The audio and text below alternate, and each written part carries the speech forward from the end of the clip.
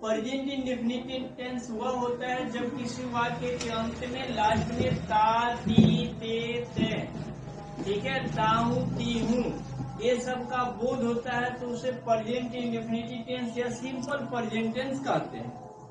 उसका रूल होता है कि subject plus ES plus verb one plus other, ठीक है, ये रूल हो गया।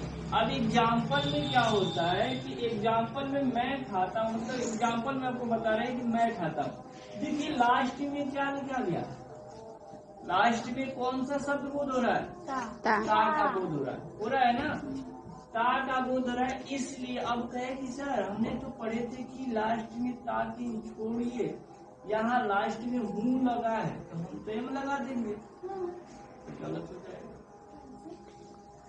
क्योंकि ये कौन से घर के व्यक्ति है ये जानिए, ये किसके घर के व्यक्ति है, तब प्रेजेंट इंडेफिनिट टेंस का घर क्या है, उसके घर में कौन सा नियम चल रहा है वो जानेंगे ना।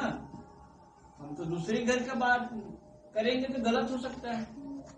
इस घर के हम नियम जानेंगे कि इसके घर में नियम क्या चलता है। इसके घर में नियम ये चल रहा है कि प्रेजेंट इंडेफिनिट टेंस में ये नियम चल रहा है कि लास्ट में अगर ता बोध होता है तो उसके लिए का प्रयोग नहीं करना है। इसी में से दो को प्रयोग करें, दोनों में से एक कोई करें। अब बताते हैं, यस यहाँ ध्यान दीजिएगा, यहाँ लिखाएगा पहले तो सब्जेक्ट पूछा है तो सब्जेक्ट का मैं का आई लिख दिए। अब इसका स्पेलिंग लिखना है, लेकिन समस्या बढ़ गया है कि लास्ट में ता का बोध हुआ। यहाँ देख रहे हैं कि यहाँ ये मात प्रयोग नहीं कर रहा, इसलिए हम इसको क्या करेंगे, ई का प्रयोग होगा, ई का, तो ई का प्रयोग हम करेंगे। लेकिन अब क्रिया क्या है, क्रिया सुनिए एक मिनट, क्रिया क्या है, यानी क्रिया मतलब क्या है, काम, काम क्या है, खाना खा रहे हैं ना, तो खाना का स्पेलिंग क्या होता है, इट।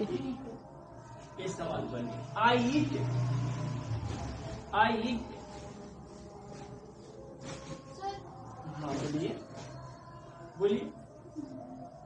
आई ईट। ये रूल मत दिखाइएगा कि अब हमने कह दिए कि का प्रयोग कर दिए, एस का प्रयोग कर दिए तो आप ई लगा दीजिए, आई ईट, ऐसा नहीं होता, इसी में बोध हो जाएगा। और कोई वाक्य हो तो, और कौन सा वाक्य होगा बताइए, मतलब और कोई भी वाक्य हो तो कोई जिसमें ता का बोध हो लेकिन जिसमें ता का बोध होगा तो ता बोध होगा, नहीं तो ती बोध होगा, नहीं तो ते बोध होगा, यही हो सकता है।